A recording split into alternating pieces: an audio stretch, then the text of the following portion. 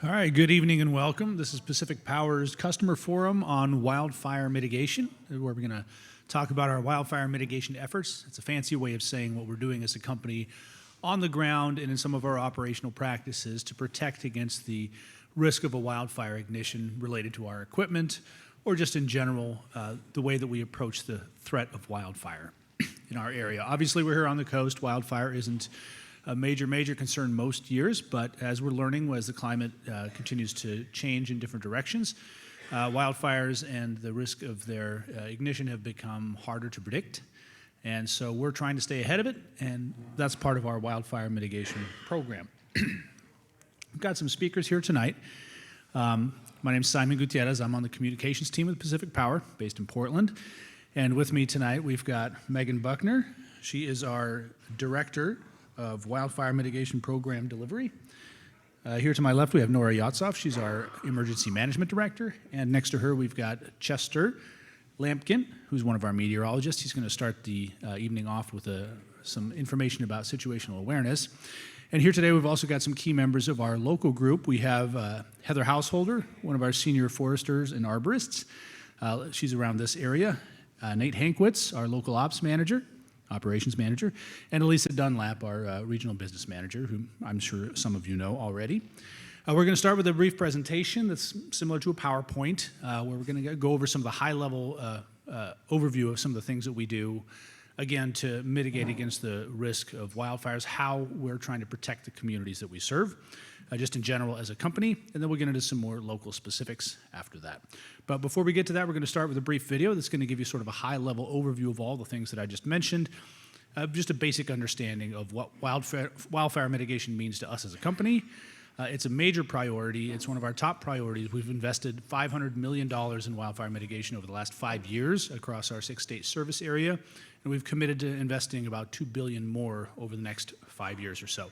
So it's a serious priority for us and a big investment. And let's take a look at that video that I mentioned. We are living in a world where there is more extreme weather, and wildfire risk continues to escalate.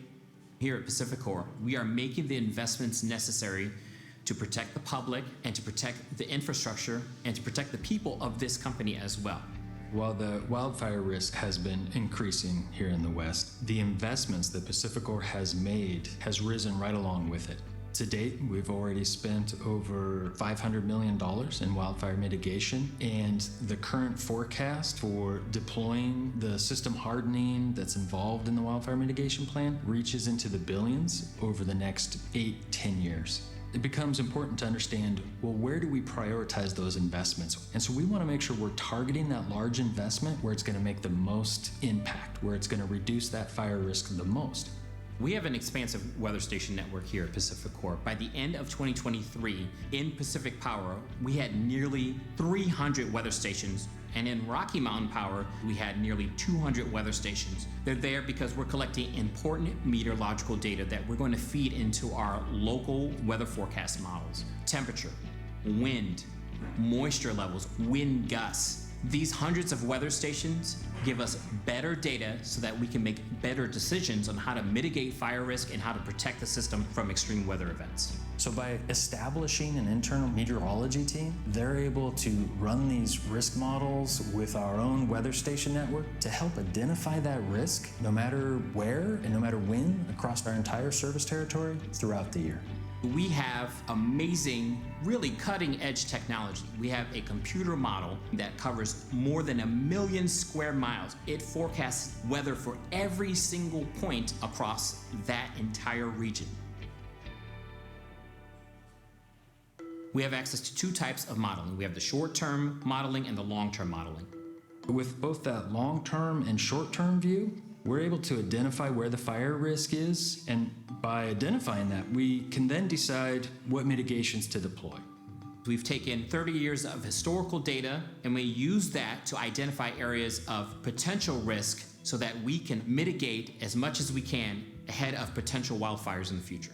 By looking back at that data, we understand that when the conditions are at their driest and when the wind is at its windiest, that top 5%, when those two things come together, that's where 98% of the catastrophic fires have occurred. When those conditions are present, we want to, for safety reasons, de-energize the lines and let those conditions pass. And so we deploy that when we know that the conditions are escalating, but they're nowhere near that top 5%. And so we give ourselves a little bit of a safety buffer, say a 15% dryness, 15% windiness, to make sure that we're making a good balanced decision between the risk and the outages that are created through the mitigation steps of de-energizing.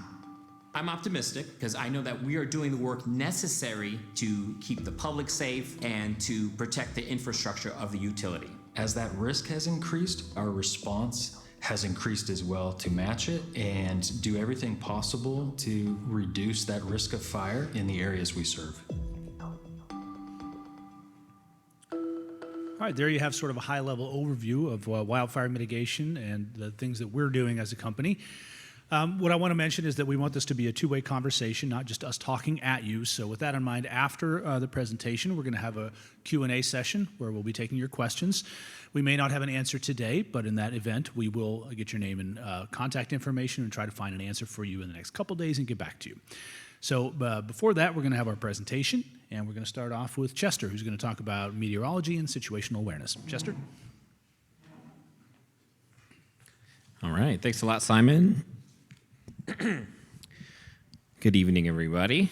I'm Chester, and I'm one of the meteorologists here at Pacific Power. We're actually based in the Portland area. We also have a couple other meteorologists on our team. I'll talk more about them, but they are based in Salt Lake City, but we all work as one team, so it's really cool to be out here in Clatsop County. This is only my second time out here. I'm pretty new to the utility business and new to Oregon in itself, so this is all brand new to me, but of course, really excited to be out here in Astoria. So real quick, the reason why I want to bring up the fact that I'm new is because like you all, just 10 short months ago, I was just like you. I was just a utility customer. I had never worked in the utility industry before. I've been a meteorologist for 19 years. Most of my career was spent in the media and in television, and I did that for a long time.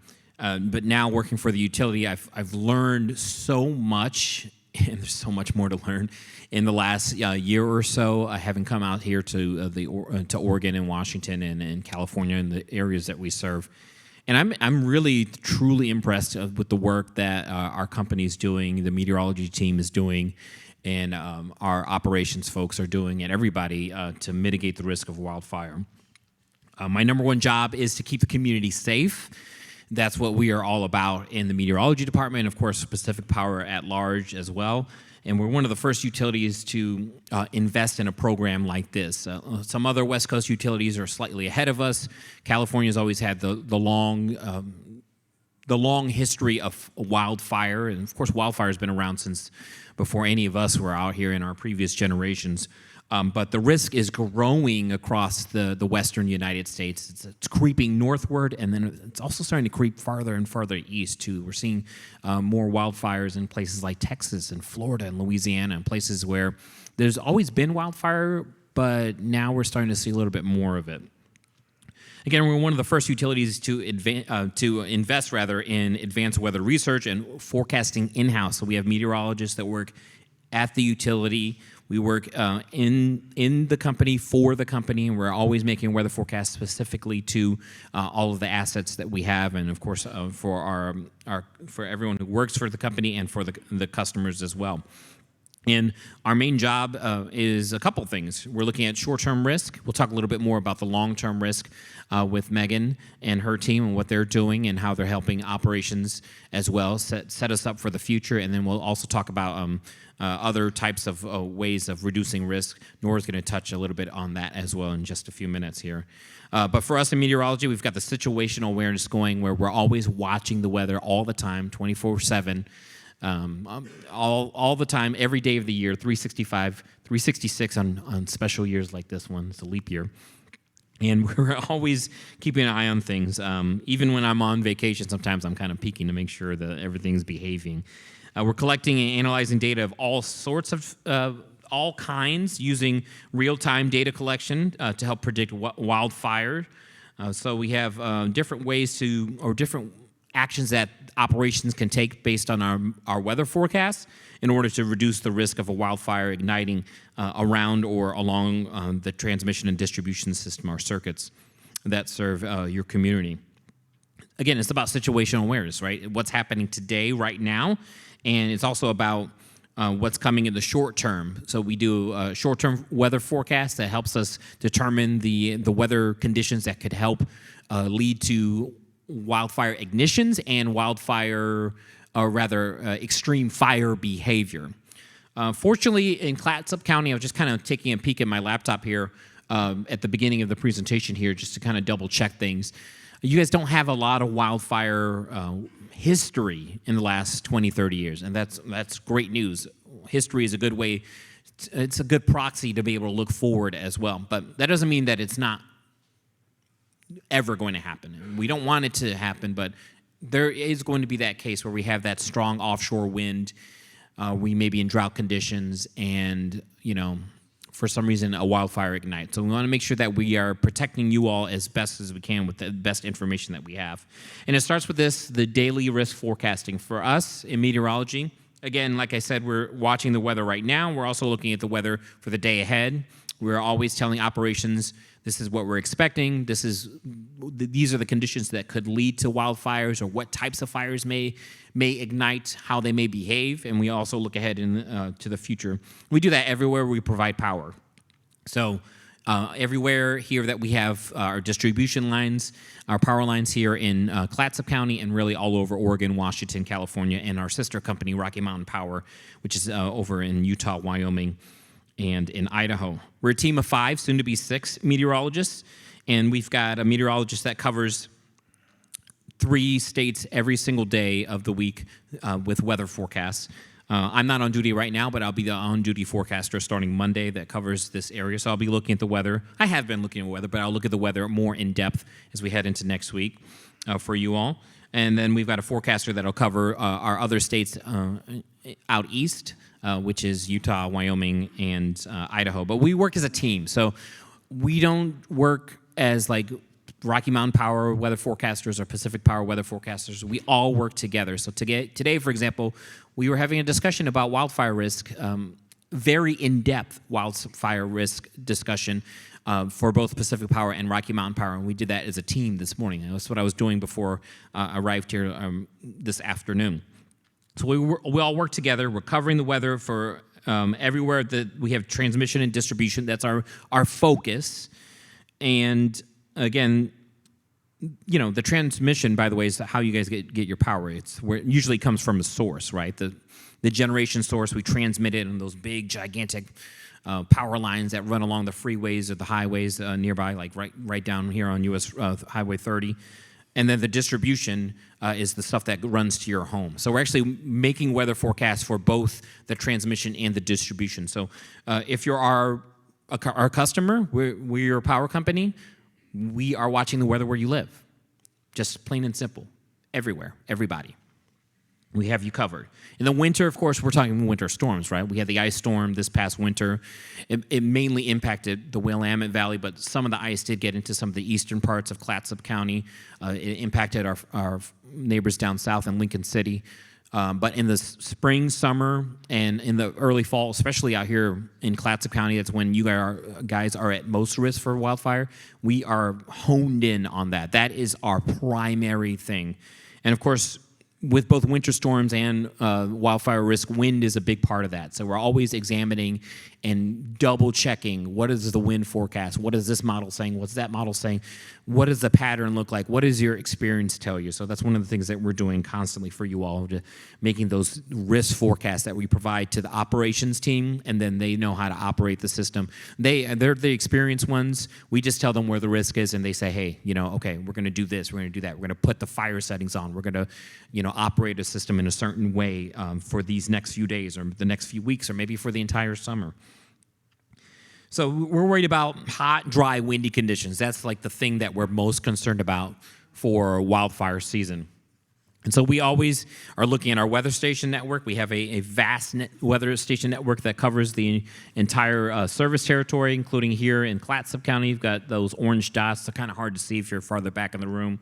But Clatsop County and Astoria up here in the northwest corner of Oregon, those orange dots are our weather stations that we have along our distribution, some of it along our transmission lines.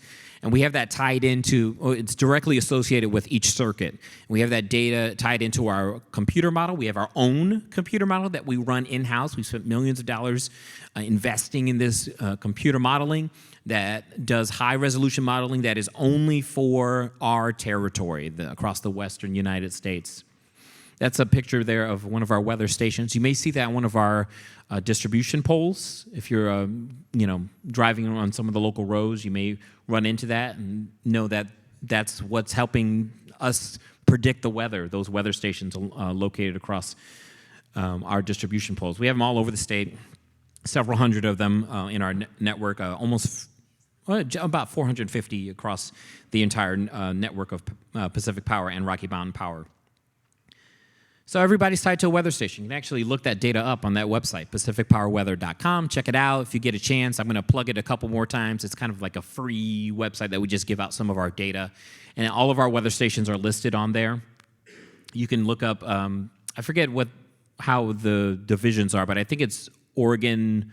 It might be Oregon North Coast, Coastal North. Yes, actually, it's that particular picture there. Oregon Coastal North.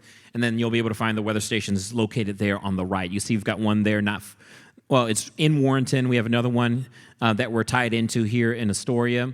Some of these are our stations. Some of them are ODOT stations. So we do use weather data from ODOT, from the National Weather Service, from the Forest Service. We don't work in a vacuum. We work together with our partners. We give them data. They give us data as well because the weather enterprise is very much an exchange of ideas. In fact, we don't just work with, other organizations like that provide weather forecasts. We also work with other utilities as well. So I'll talk more about that in just a second. But again, all of our data is available on pacificpowerweather.com.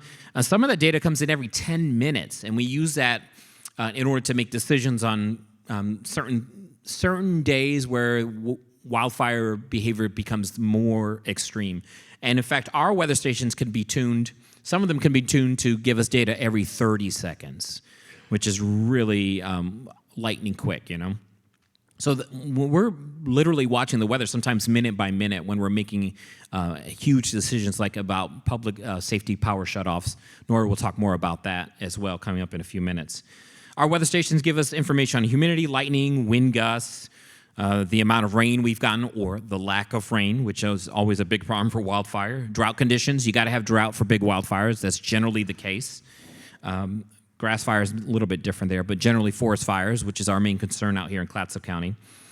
We also use the weather data to detect live and dead fuel moisture. And you're thinking, well, okay, yeah, so live vegetation has a certain level of moisture. That makes sense, but why do we care about the moisture of dead vegetation?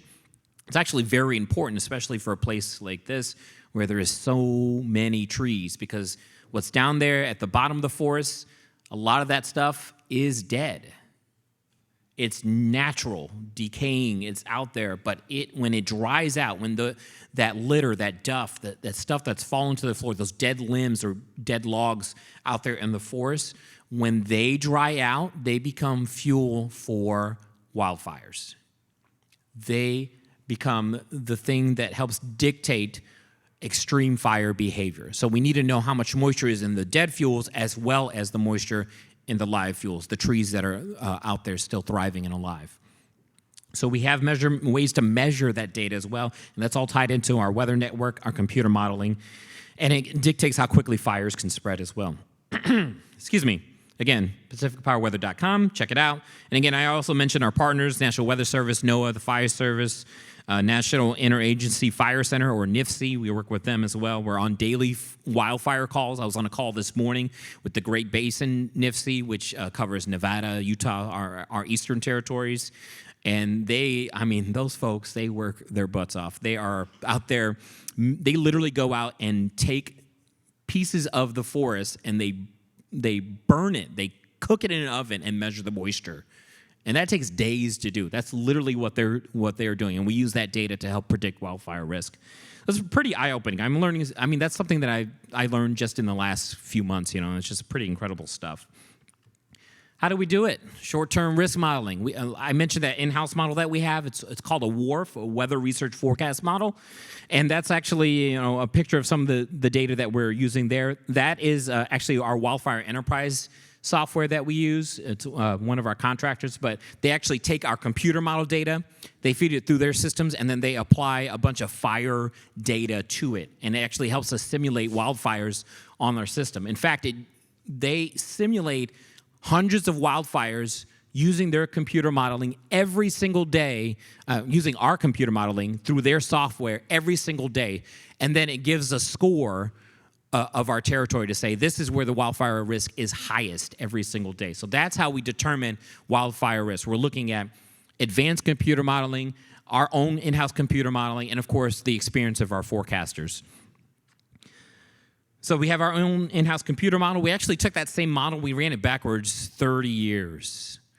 Why did we do that? So that we have benchmarks to look forward in the next 5 days. Every time we put our 3 to 5 day forecast, or we're looking forward over the next few weeks, months, whatever it is, so that we can say, hey, in our 30-year data set here, based on this model, this particular day stands out as unusual. This is what we would call a 95th or 99th percentile day. Alan talked about it in the video in the beginning. When we have a 99th percentile wind day, that means that wind only happens 1, 3, maybe 4 days a year. That's an extreme wind, and if it's coupled with hot, dry conditions, that's going to be an extreme fire behavior day. And so that's when we can use that as a gauge to say, okay, we've seen conditions like this before. What happens on those kinds of days? And we can use that to inform our forecast looking forward. So we're not just looking at, computers and saying, oh, computer says it's going to be hot, dry, and windy, but also we know that this is an extreme day or this is not an extreme day. Maybe it's not. Maybe it's an 80th percentile day. It's hot, it's dry, it's kind of windy. No big deal. We can run the system in a safe way, but we don't have to go to any extreme measures. It's pretty amazing stuff that what we can do. All right, so I'm going to wrap this part up here. Computer modeling, just to recap, 30 years worth of data from our computer. We've run it backwards. We use it to make 5-day forecasts. We tell operations this is where the risk is going to be on these particular days. We're looking ahead. We're usually looking ahead more than 5 days, but we issue a 5-day forecast. Operations will look at that forecast, and then they'll make decisions based on that and their experience and where they think they should, set people up, put things into fire settings, et cetera, to make everything safer. So let me show you some of that computer modeling. There it is. This is a video that we're going to play for you. This little demo here starts off with our in-house computer model, that WRF, Weather Research Forecast Model. And that's a WRF from August 2023. So on the other side of the state, there was a fire. It actually most of it started in California. This is the days leading up to those fire starts. And this is the wind on our forecast model. It was the Smith River Complex, the biggest wildfire in California last year. And it did creep into southern Oregon. It actually just got into very southern Oregon, just south of Grants Pass, in towards the Illinois Valley. It wasn't particularly windy when that fire started, but this particular image here, this is our lightning. Our computer does lightning as well. And it was predicting a complex of lightning to move into Northern California. That's where you're looking at.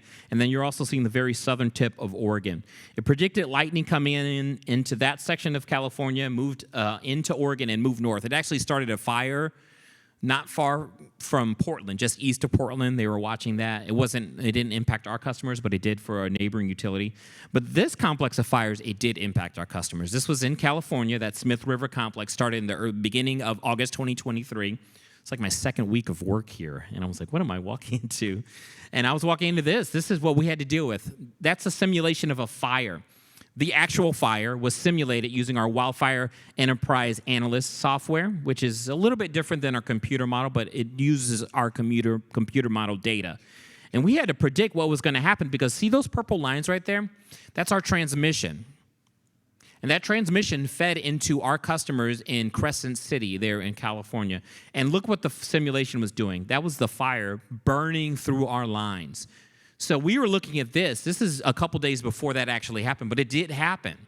Our computer was predicting that based on our our conditions that we had from our in-house weather model. So this model, this is a fire simulation model, the Wildfire Enterprise, was actually, we were using it to make decisions on how we were going to operate the system and whether we were going to de-energize that line, a proactive de-energization. We actually ended up de-energizing that line shortly after that simulation was run. Same software, but this is a little bit different element here. This is what we call energy release component. You don't need to know the science behind it. Just know that the areas shaded in orange and yellow is where the energy was, where there was more energy available for fires to ignite. And this was, again, during the Smith River Complex. And in fact, we did see wildfires ignite in many of those areas. Notice that that risk that those days actually was hugging the coast. So Clatsop would have been included in that higher energy release component day. It was an offshore wind is what was happening there. And when we get offshore winds, that's when we're most likely to see wildfires in a place like Clatsop or Lincoln County or Tillamook County or these coastal areas. You guys don't get it that often, thankfully, but it is still something that we're greatly concerned about. Last but not least, PacificPowerWeather.com. Got to plug it again. I swear I don't get paid for the mentions. I'm just putting it up there so you guys can see. You can go to the coastal north area and you can see weather stations in your area. You can check out the weather of your own.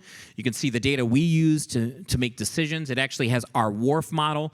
It'll be one of the tabs when you click on a weather station. Click on the weather station and there'll be tabs. It'll show you different computer modeling. We have the WRF available on there. You can see wind, temperature, humidity, some of the elements we use to predict fire behavior. You can also check out other computer modeling from the National Weather Service, from the European Forecast Center. There's a couple other models on there. And if you can't find your station, click on the map feature and you can actually scroll around Oregon and find a weather station that is near your area. It may not be one of our weather stations. Again, it may be an ODOT station. We've got one here at the bridge, of course, or it may be another utility, but we tie in as much data as we can to there.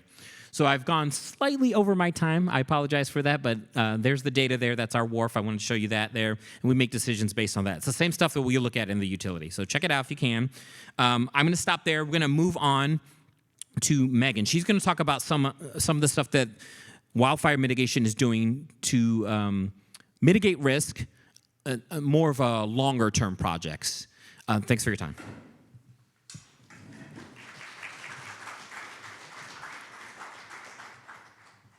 Thanks, Chester. First of all, let me say it is really great to be back here in Astoria. This is actually my first time speaking on wildfire safety in Astoria, but I've been here about half a dozen times with my 3-year-old already. And I gotta say, this is the first time I've seen the sun. So I was like, man, this was a great day. So my name is Megan Buckner. I am the director of the Wildfire Mitigation Program Delivery, right? So that's kind of a long title. It sounds complicated, but what I'm gonna be speaking to you today is really quite simple. It's the programs or the tools in the toolbox that Pacific Power as a utility has available to pull out and implement based off of things like our Fire High Consequence Area Map and situational awareness reports. Today, I will be speaking from a relatively high level, programmatic level. However, I do encourage you all to reach out to your local experts. We do have Nate, local expert here in the community, to learn more about boots on the ground, specific circuits, things like that. Hope that's okay, Nate. Awesome. Additionally, today I will only be speaking to the power utility programs and what the power utility is doing. However, there's so much more going on about wildfire safety in your community. It's really a community problem. And so I encourage you all to reach out to your emergency management partners, your fire department. We have Ann here from the Seaside Emergency Management Group. So if you have some questions for her, she's available back there as well. So what is a utility doing, right? So Chester explained how we're watching the weather, we're watching the fire behavior. What is a utility doing about it? Generally speaking, programs are bucketed kind of into two different groupings. One is what the utility is doing to make the system harder or more resistant to things like trees or vegetation contacting a wire or wire-to-wire contact. The second grouping of programs is more of your operational practices, your system practices, what the utility is doing like work-wise differently to mitigate wildfire risk. I also do want to mention that the programs I'll be speaking to today were recognized by the Stanford study as some of the foremost, some of the best programs in the country. And so it's really top-notch stuff that we're talking about today. Some of the grid hardening, resilient programs can be quite expensive, and so we tend to target those programs for priority in what we call the fire high consequence areas that are highlighted here in purple. The fire high consequence area map is updated periodically. Currently, it's on an annual basis, and generally speaking, it incorporates things like terrain difficulty and fuel to say, should an ignition occur in the woods, it would spread without knowing, it would be consequential, right? That's what our fire high consequence area identifies. Alternatively, there are other programs that are available system-wide that are implemented based off of situational awareness reports, and those are more of what you might see in this local community, and so I'll be speaking to those in greater depth as well. First, talking about the system hardening that's targeted in the fire high consequence areas. The major program you might hear me talk about is the line rebuild program, and it can look like two different things. It can look like replacing bare conductor with covered conductor. So there's an example back there in the back of the covered conductor. I encourage everyone to take a look at it afterwards, kind of like feel it. You can replace bare conductor with covered conductor. Alternatively, there's also an option to underground, which is evaluated on a project-by-project basis. During the line rebuild program, there's an opportunity to also upgrade other pieces of equipment. As you can imagine, the covered conductor is it's heavier than other bare conductor, and so pole replacements may be required. Where pole replacements are required, they are replaced with more resilient materials like fiberglass or steel instead of wood. Additionally, some wires may also receive aerial spacers to prevent the wire-to-wire contact type of fault. So these are the grid hardening or more resistant to contact by object and wire-to-wire contact type of equipment that can go in. However, there is recloser replacement and relay replacement that is happening system-wide to make the system smarter or operate quicker in response to an ignition risk or an outage event. If you've ever been sitting at home and you feel your lights flicker, and then shut off, that was probably a recloser operating. It was testing the line, shutting down instantaneously, very quickly, before it shut off entirely, and then someone had to go patrol the line and take a look at it. So those are the items or the programs that Pacific Power is implementing to make the system more resistant, harder, things like that. Now I'm going to speak a little bit more to the operational practices that are different. First of all, there is vegetation management, air and ground inspections or patrols that are conducted. There's also the vegetation clearance and tree pruning. So during the inspections, when trees are identified for pruning, it's afterwards of pruning. And within the fire high consequence areas, the clearances are going to be wider. Additionally, vegetation that's things like cycle busters, so your very rapid growing vegetation will also be cleared further back as well. Also, trees are identified for tree removal programs. So, for example, these are your dead, diseased, and dying trees located close to the power lines. As you can imagine, when you have a tree that's not doing very well and has the potential to fall over into a line, it's identified for tree removal. Not pictured here, but also worth mentioning, is the vegetation pole clearing program. So for this program, all around the pole is cleared of vegetation. If you can imagine, when a piece of equipment operates and a spark falls to the ground, there'll be no vegetation on the ground for a spark to fall onto, and that's how that program works. So these are the vegetation management programs, but there's also asset inspection programs that are enhanced within the fire high consequence areas. Generally speaking, the asset inspection program can be thought of, we are prioritizing and fixing things quicker that are more of an ignition risk. So it's finding things quicker and fixing it quicker. Additionally, there is a transmission IR program, and so for that program, what happens is a lineman, a thermographer, and a helicopter, are all in a helicopter, and a helicopter pilot are all in the helicopter flying in the transmission line looking for hot spots. Hot spots are things where pieces of equipment are arcing, sparking, have a potential. It's an early indicator of some sort of problem with a piece of equipment. And so your IR inspection is finding these sorts of conditions and fixing them quicker. Also, there is the situation where, depending on what the situational awareness reports say, field operations can do work differently. So, for example, there are water trucks, and water trucks can be taken out to a site to water down the ground before starting work. Also, field operations can ask personnel to not drive off-road. Vehicles can be a source of ignition. We don't want to be driving that on dry fuel during certain times of the year. Alternatively, the kind of last option, if you will, is deferral of work. If it's very windy, if it's very dry, there is the option to defer work until the conditions are just more amenable to reduce wildfire risk.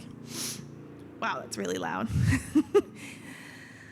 And so these are the field operations and how the field can work differently. There is also how the system can be operated differently, the switching, kind of smart switching, if you will. And these programs are applied at sort of a tiered level where, there's a little bit of wind, so your settings on your reclosers are changed. Okay, it's very windy, we need to de-energize the line. And then the third tier is, okay, a wildfire is approaching our line, we are going to de-energize the line. And this video goes into greater depth on that. So I'm going to go ahead and play this. At Pacific Power, we're committed to providing the safe, reliable service you count on every day. During conditions such as gusting winds and hot, dry weather, and in areas near trees and other types of vegetation that could ignite, we may need to take certain steps to reduce the potential risk and impact of wildfires. While these safety measures may interrupt your service, they are essential to preventing catastrophic wildfire events. Let's look at 3 of the ways we help protect communities during times of heightened wildfire risk. The first is enhanced safety settings. During times when wildfire risk is elevated, we will adjust the sensitivity of some of our equipment. With these settings activated, our lines will de-energize quicker, within fractions of a second, if a line is contacted by a tree branch or other debris, reducing the risk of a fire ignition. Because of this, there's an increased potential for power to be disrupted and remain off until field crews can visually inspect the lines to determine if power can be safely restored. Next up is the public safety power shutoff. Hotter, drier, and windier weather conditions can create heightened wildfire risk, and we may implement a public safety power shutoff, or PSPS, temporarily shutting off power to specific targeted areas. A PSPS is done in partnership with local emergency management teams, using available communication options to notify customers that power may be turned off, and to keep affected communities informed throughout an enacted shutoff. Once we've determined that the fire risk has passed, we will turn the power back on and restore service. Finally, our wildfire encroachment strategy is another wildfire safety tool that may result in a disruption of your power. When an active wildfire moves close enough to threaten burning into the area of our lines or equipment, we will begin monitoring the fire closely to evaluate its potential spread and impacts to our systems. If the fire is moving too close to our assets, we will do an emergency de-energization of our power lines. This process helps us make the most effective decisions to avoid additional fire risk and protect first responders. Here at Pacific Power, we're dedicated to keeping our customers safe while delivering the power that our communities count on each and every day. And during times of extreme weather events, when wildfire risk is at its highest, our wildfire safety strategies will help protect our customers and the communities that we serve. To learn more, visit us at pacificpower.net/wildfire. So at Pacific Power, wildfire safety is a top priority. We really don't want to de-energize or turn off the power. However, it is a tool in the toolbox available to mitigate wildfire risk. Additionally, I did also want to note in this video at the beginning, when the cute little limb falls on the line and the lineman just comes up there and removes it, So you guys are laughing, you know what I'm talking about, right? Like, it might not be a nice little limb. Sometimes it can be a whole tree that comes down on the line, and they have to go out there with a chainsaw, and it can just take some time to re-energize. So I ask that you just please bear with us while our linemen are trying to make things safe. Next, I'm going to go ahead and turn it over to Nora Yatsoff, who's going to speak more to the Public Safety Power Shutoff Program, as well as some things you guys can also do yourselves. And once again, thank you all so much for having me out here and experiencing this wonderful weather in Astoria. It's been amazing.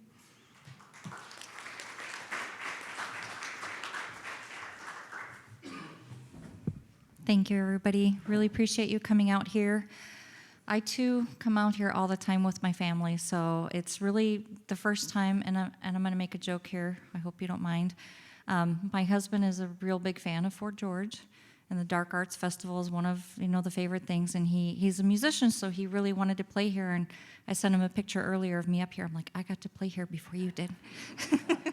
First time ever. So thanks. It's great to be here, and we love coming out here, and just beautiful community. Fortunately, what I'm going to talk about is what you can expect should you ever experience a public safety power shutoff, and then what you can do, and not just in your home, but in your community as well. So Chester talked about what to expect. How do we find out what the weather's going to be like, what to look forward to in a bad way sometimes. Megan talked about how we harden our system, and ultimately we want to harden the system so it's more resilient to extreme weather and risk. But until we get there, we still have to apply these alternate practices, and we have these crucial tools such as PSPS. We've been using this for about 5 years, and we've only done it once in Oregon. That was in September of 2022. Coastal areas like Lincoln City were impacted, as you may have heard. So the potential and the way we operate is it could happen anywhere under the right conditions. There's no more the consideration where it's only going to happen in these locations, because we've seen all over the U.S.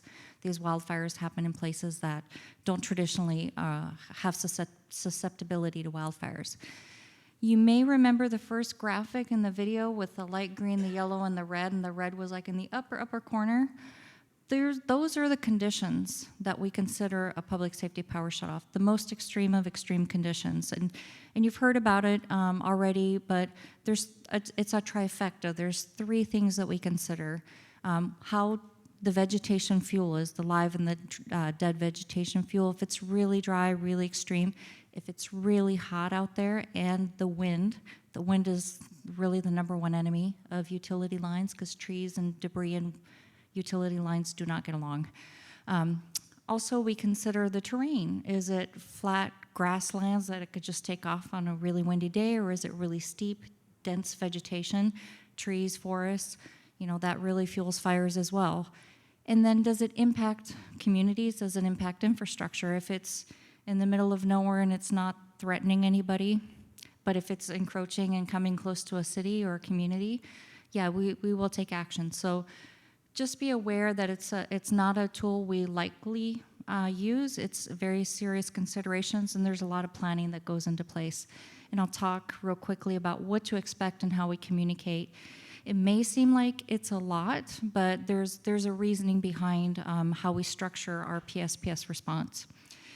So Chester's team puts together this forecast. We get it about 5 days in advance, and they'll note, it's like these are extreme conditions, so there's a potential for PSPS. We take that information and we start figuring out exactly where that's going to happen and try to minimize the impact. So we don't cut off power to everybody, we just cut it off in the areas where it will be an extreme impact to the communities. Once we fine-tune that in our operations, we have Nate and his team go out and check the area and start looking at the areas and start patrolling and seeing if there's anything that they need to fix.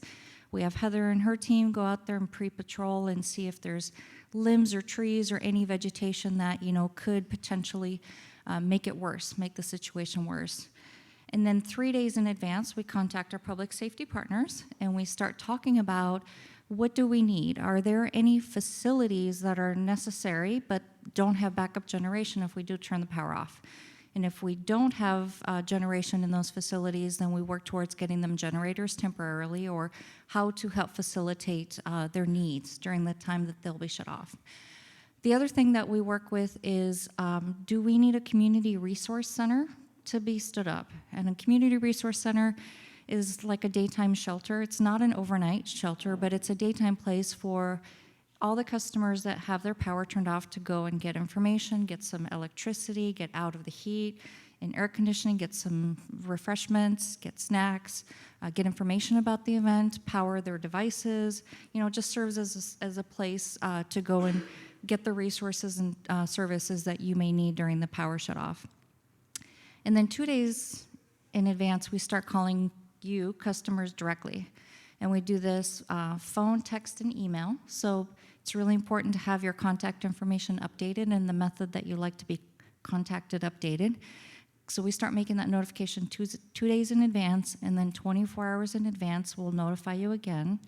And then 1 to 4 hours, and then again during the event. So it's quite a few notifications that happen before, but it's just to make sure you get the message and you're aware that it's coming.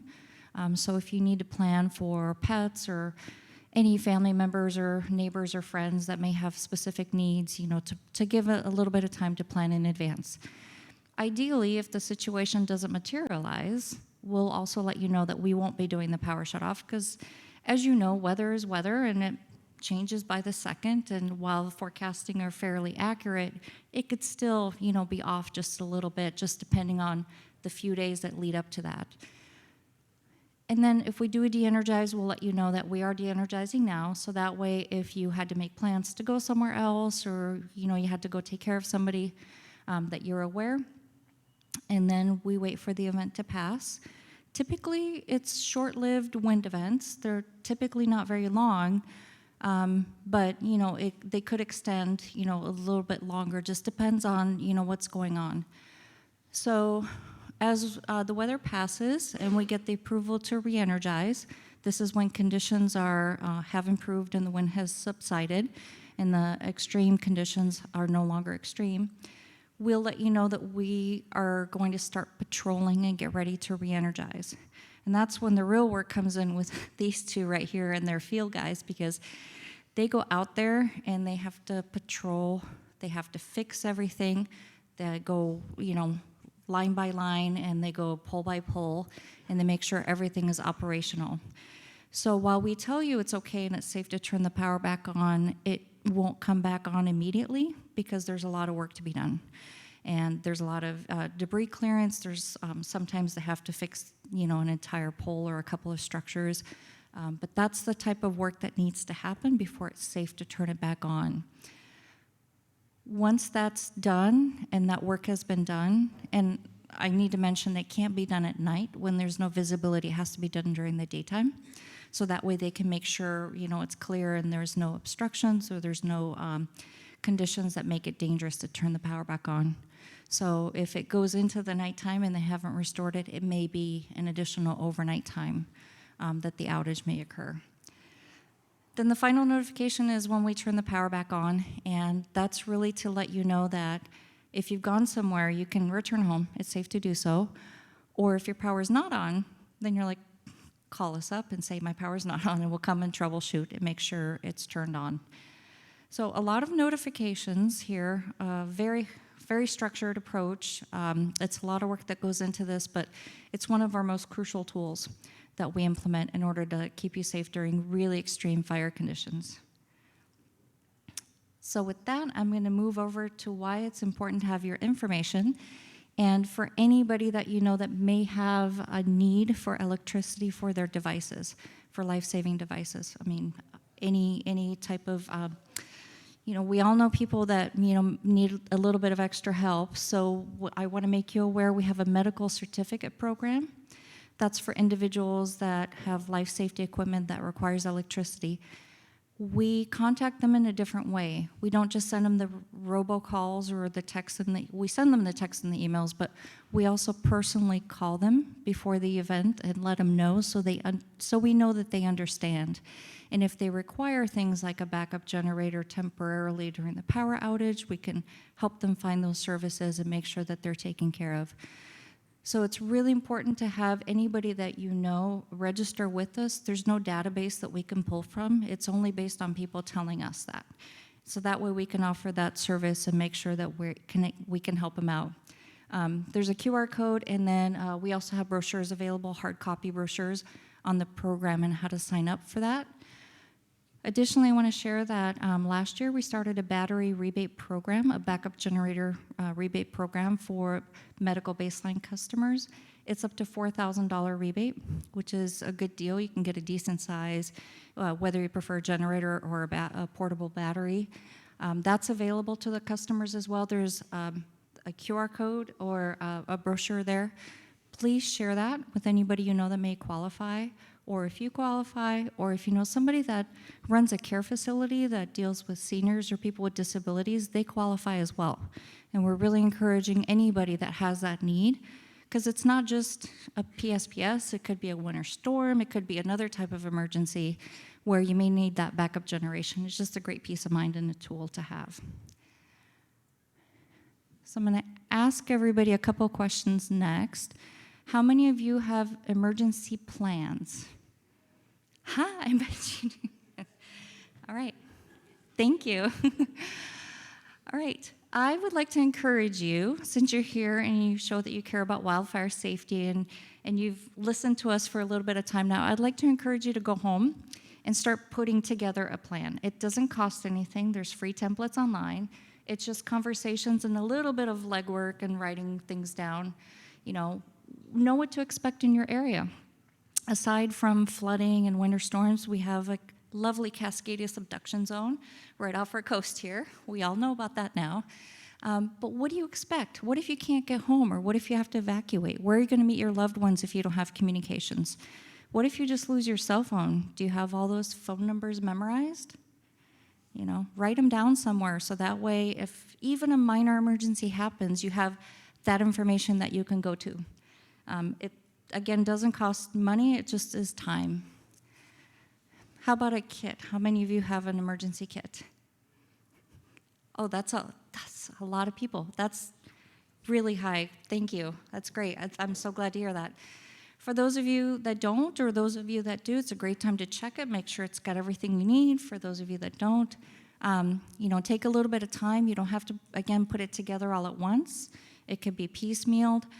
Food, make sure it's stuff you like to eat or that has dietary considerations, right? Shelf-stable food. Don't put things that maybe your kids don't love in there, because in a disaster, they're stressed out. Do you have comfort items for any kids or any individuals that may just need a little bit more assistance? Do you have their assistive devices? Do you have medication? Do you have your pet identification? A picture of you and your pet, if you get separated, goes a long way. So a lot of ideas you can find online, but really encourage you guys to start putting together a kit. What about those of you with some land in your home? Do you practice defensible space? Anybody here? Yep, exactly. Yep, exactly, perfect. Yeah, defensible space is a great tool for those with land. I mean, we have a lot of beautiful, dense vegetation here, but having that vegetation taken care of, and it's different zones closer to further from your home, can protect your home in a wildfire. It really can be that great buffer between your home and a fire in the area. So encourage you to look at that and practice that if you have land. Even if you don't, if you're just wandering in the neighborhood and you notice things in lines, obstructions in lines, it's a beautiful day, maybe the power's not out, it's not very windy, that tomorrow or tonight could be a big issue and a big outage. So we encourage, if you see something, like they say in Homeland Security, see something, say something. We're looking at in this hazard. If you see anything in your neighborhood like that, please report it so that way it can be taken care of in advance and hopefully it doesn't even cause an outage. So with that, I'm gonna pause right there, and then we'll move over to Q&A. But just want to reiterate, please make sure your contact information is updated. You can go online to your account or call our customer service.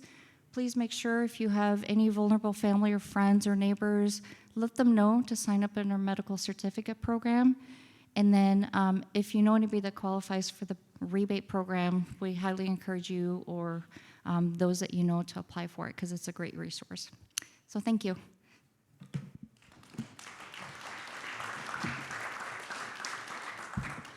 All right, thank you to all our speakers. I think that was some valuable information. Good job, everybody.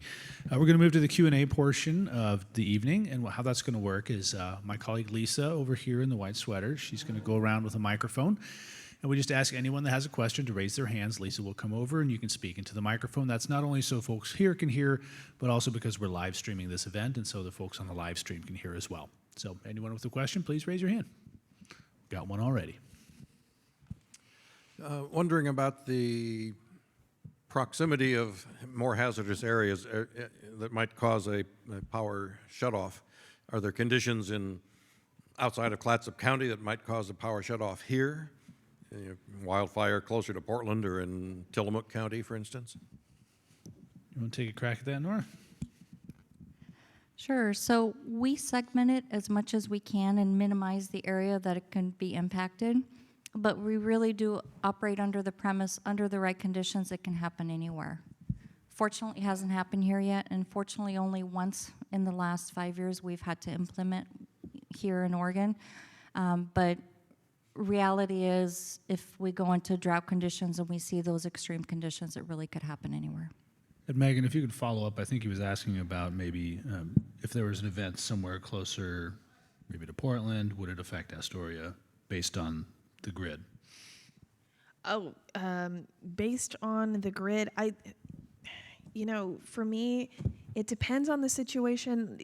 We have reclosers and relays really to operate at a micro level at a great granularity. We can switch and really try to mitigate the impact to the communities this far out. However, wildfires do spread rather rapidly. The behavior of a wildfire can be a situation where, man, you might have de-energize a large stretch of a circuit. With that being said, the stretch from Portland to here would be, I haven't seen that long of a stretch. That's quite a stretch, right? I think due to the way the system is set up, there's some opportunities for switching the system in a way where it's minimally impacting to this community. Do you know more about it, though, as well from, where all the switches are? Yeah, let's give Nate a chance to Follow up talk. from Nate.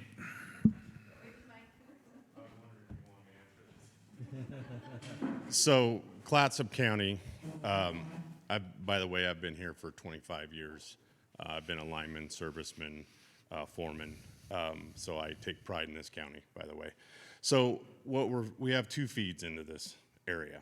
We have one coming from BPA out through Napa, and then we also have an alternate that we can feed up from Tillamook if we need to. So yes, to your question, if Tillamook were to catch fire, then yes, we would have to shut down our Sugarloaf, because we have a section of transmission that goes from Astoria to Tillamook that our guys take care of. And so if something were to happen in Tillamook and it came into the encroachment area, then yes, we would have to shut that section down.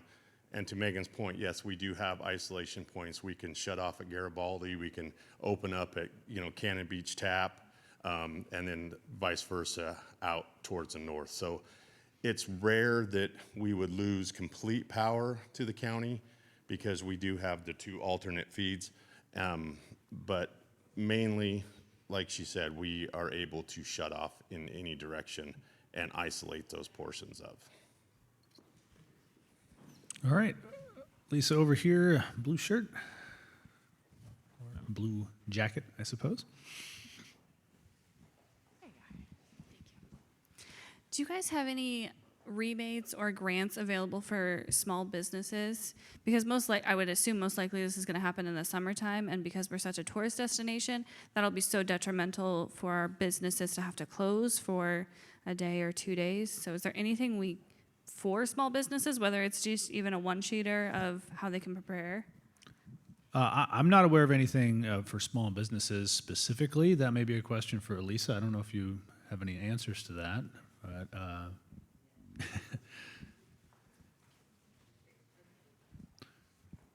what I can tell you that our rebates are generally for customers with medical certificates. So my feeling would be probably not. However, we do have foundation grants and things like that do go out to small businesses and agency partners and community organizations. So that might be an avenue for that, but I'm not 100% sure on that. Yeah, and as far as I am aware, there is nothing for small business. Right now, it's for medical baseline customers and for, the hospitals, care centers, of which there are several in our community, and they've all heard from me already directly about the programs that are available. I would point 501c3s to the Pacific Power Foundation. The foundation is open 4 grant cycles a year. If you just go to pacificpowerfoundation.com or .org, I can't remember which it is, you'll find the 4 grant cycles there, but that is primarily for nonprofits. For the business community, you are going to need to do some serious education, Miss Katie, to your businesses down in Seaside on how to prepare. And I think everything that they just described also impacts us in the winter. So our primary outages occur in the wintertime. We get big windstorms in the winter. We do get ice storms, but all of the grid hardening that she talked about, some of that does exist in this community already because we have winter storms. It will now also protect us from wildfire risk, but just be aware that everything that was described can also be transferable to winter storms, which is really our biggest risk. And again, as I mentioned earlier, this is also a listening session, not just a talking session. So I'll raise the point you raised with the appropriate folks, and we can at least have the discussion internally. Yes, ma'am. Yes, this question is for Chester. Chester, I really appreciated you showing us all the monitoring stations and the website, and I went to it because I'm very curious about where the monitoring stations are, and we're covered pretty well right here in Astoria and along 30 coming out here. But from Warrenton down to Tillamook, there is zilch, and that includes the Coast Range. There's a big vacant spot. So I'm guessing that you rely on Forest Service weather stations in the inland area, in the mountains, but why nothing along the coast? Yeah, so that's a great question. I don't know the exact answer as to why we don't have much on the coast yet, but I can tell you, for example, we just installed a weather station in the last year inland from Young's Bay, for example. It's along the river. So we're still expanding the network. And so ideally, I mean, if I had a magic wand, which would include an infinite amount of money, I would just have weather stations every few miles along our line so that we have just data everywhere. But it takes time and it costs lots of money to install these weather stations. We have to site them. We have to make sure we have permits in order to put a weather station in a certain spot. So it can take, oftentimes we'll say, we want a weather station here, and then maybe a public landowner or maybe a private owner where we've put some of our weather stations, they'll say, well, you know what, we can't put it there because this or et cetera, et cetera. So it's a work in progress, and hopefully in the next few years we'll have a lot more down along the coast. And I'll ask the person who works on our team about that and see if we can find out why we don't have many there. But it's a good point. I was just looking at the weather stations here as I was talking about them, and I was like, man, we don't really have much down along to Seaside and places like that, and it would be nice to have that. I agree. This may be kind of a tangent, but I've been reading recently about these next generation transmission lines, and I wonder how that dovetails with what you're talking about. Are the new lines, are you installing them, and are they safer or less safe? next generation transmission lines, I'm not quite sure the specific situation you're talking about. Like if you're talking about a sort of new technology that some California utilities were testing out, or if you're referring to something a little different. Well, I've seen newspaper stories lately about how it's kind of a bottleneck for renewables to get into the grid because of the lines can't accommodate them. So there's new technologies that sound like much more robust transmission lines are being installed in some places. I don't know if that's true here or not. Okay. I can speak to the wildfire mitigation type of upgrades that are occurring, but I'm not aware of the renewable programs that are occurring. Do you know of any of those type of projects, Simon? I'm not sure was that your question? You're asking about renewables? Let's see, all the stories I've read about these new lines seem to be geared to the need to get more renewable power into the system. Sure. So I assumed that was happening, but maybe it's not. I don't know. It is. I can't speak to the new technology necessarily. I'm not aware of what specifically you're talking about. I can say that in terms of new transmission, there's definitely a need for new transmission lines across the entire West. In fact, we're in the process of planning a new 180-mile or so transmission line that runs from Klamath Falls up to Central Oregon. Part of the reason for that is to bring some of the renewable resources that we have in our Wyoming and Utah service areas into the Northwest, just to create that conduit for electricity. But that's a multi-year project. It's getting built. It takes some time to build those projects, but we're certainly exploring that. If I may add to that, I have very limited knowledge about that sort of stuff as well, but what I do know is that battery technology is also part of the problem, and the ability to store that technology. So we have a meteorologist that actually works in our energy market part of the company, and our company actually purchase power and we sell power as well to other utilities, and oftentimes we'll purchase power from California where they have a lot of renewables. During the strongest heat of the summertime when they have a lot of sunshine. It may be sunny there and we have a cloudy day in the Pacific Northwest. Well, we may be buying power from them, or it could be the opposite too. That does occasionally happen.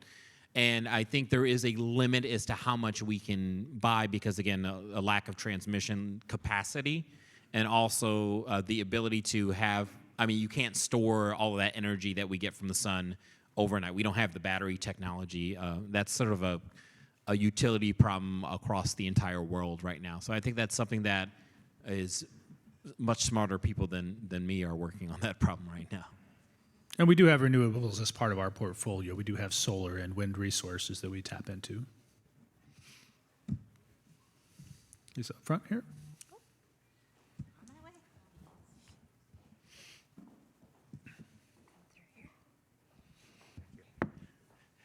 When you have to engage the public safety agencies, which agencies do you engage and how do you engage them during an incident?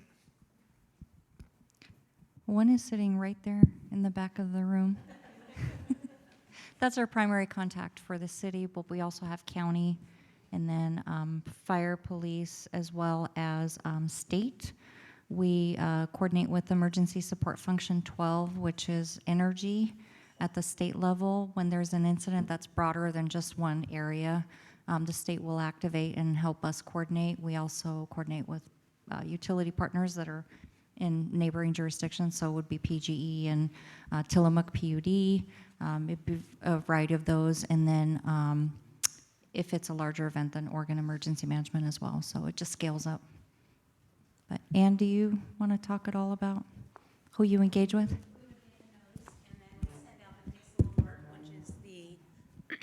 The emergency alert that we sent, if you've signed up for it through Clatsop Alerts or the Nixle alert, you would get that alert. But it sounds like Pacific Power is going to be also sending it out. So our website would be updated on this is what we know, this is the most correct information, which won't be on Facebook.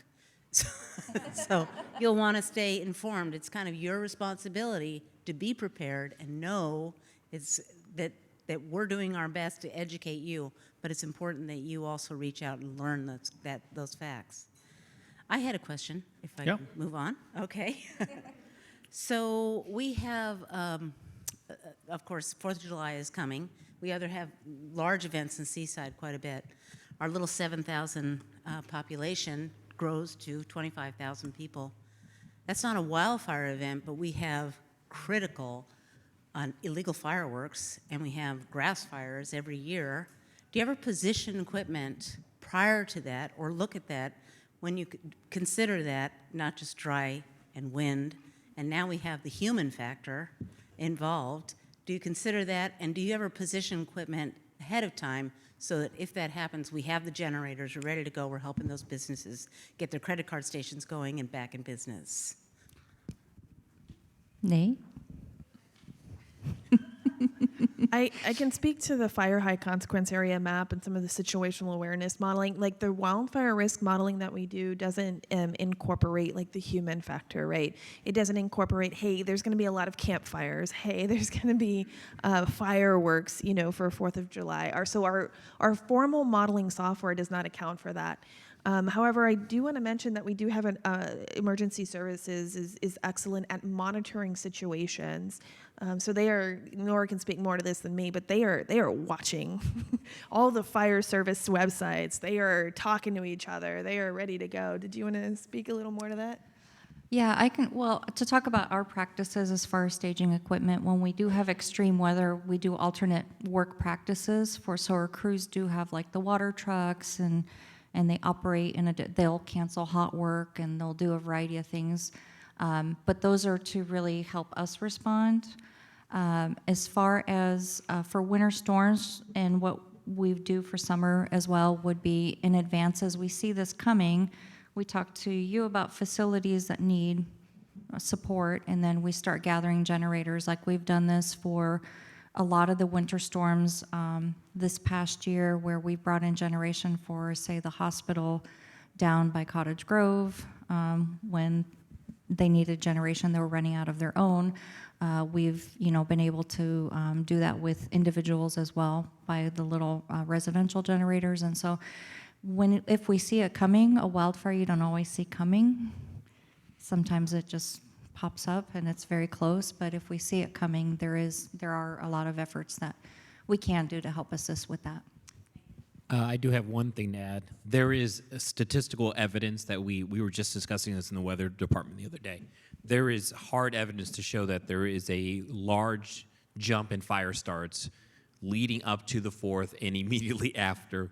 And so we have discussions about that as well internally, and it's more than likely, I know within the fire meteorology world, more than likely we elevate the risk right around the 4th to say, hey, there's a larger risk of basically shenanigans.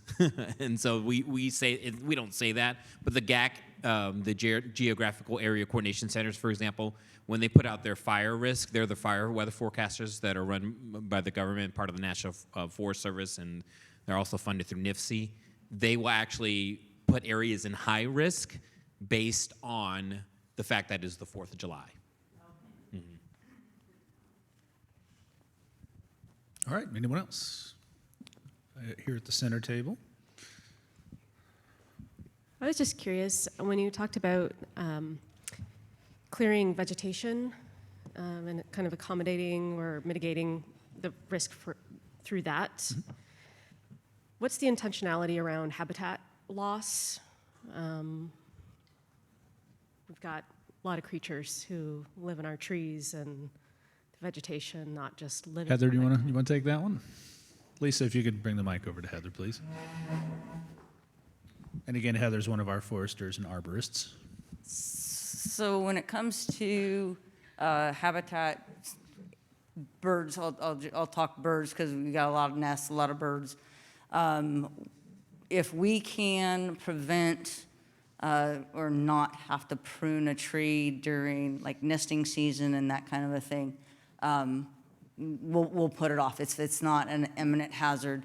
If it's an imminent hazard, we actually contact our environmental folks, talk to them, have that discussion.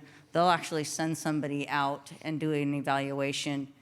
But for the most part, we do try to limit that, especially when it comes to the birds and fledglings. We're not clear cutting. That's not our purpose. We are, when it comes to transmission, we're trying to keep that right of way clear. The dead, dying, and decayed trees, if we can leave habitat, we've got some places, there are some groups that, leave habitat trees, so we'll try to do that where we top the trees or bring the dead tree down to a height where it's not going to affect the line if it falls or when it falls, but then allowing, the woodpeckers and the cavity dwellers and that kind of thing to be able to use that as much as possible.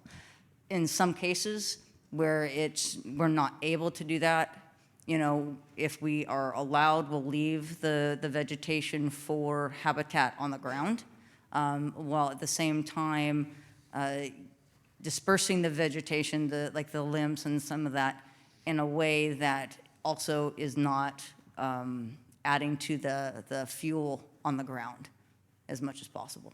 Does that answer your question? Thank you, Heather.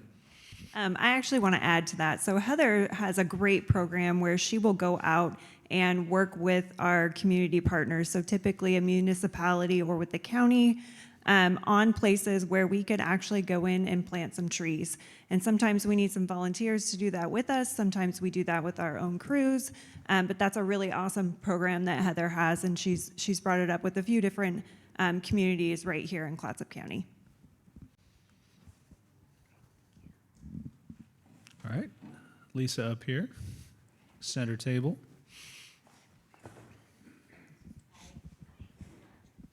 This is just kind of food for thought. We had this done about 20 years ago, a transfer switch. If people are, I know everybody's concerned if the power goes out, are you going to lose all the game that you got or whatever? Transfer switch is an option, so people might want to look into that. Generally, transfer switch type things. It was in Vernonia, we would have our power out max of 2 weeks. And when you have that transfer switch, boy, oh boy, you can turn on your light switches. You have power just with your generator. You don't have wires coming in through your windows or anything, your extension cords. So don't know if that's something we're working on now, saving up for, but it might be an option, especially for you. You're talking about your business.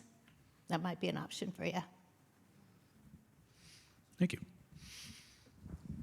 All right, anyone else? Back here again. Oh. You should check when you go to your bag. Make sure you have packed clothes that fit. Oh.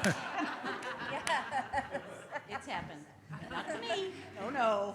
Yeah, I got a bunch in my closet that sadly don't fit anymore, so I hear you on that one. Oh, yeah. That's a great tip. Another one over here. More just because you said it's a listening session. Ann mentioned that like Seaside and all Clatsop County balloons with tourists and whatever for events or all summer. It seems like a lot of people travel now with medical conditions that wouldn't have 20 years ago because technology has progressed. Have you ever considered reaching out to like the major hotels that might be able to afford a little bit more generator stuff? We have a lot of people that it just shocks me. It's great, but every week that they'll be, on machines going around town, and it's awesome. But if this happened, I don't know if that would flood. Maybe something to talk to more with you and other people. And that might be more on a local level. It's certainly a good idea. I do know that a lot of large hotels, they do have their own generation already. Maybe some of the smaller ones don't. Yeah. But I think that's something that's probably best addressed at a local level. We're not going to prescriptively tell people what to do. That's not really our role as a power company. We're certainly happy to support and offer advice and things like that. Okay. But we'll tell people.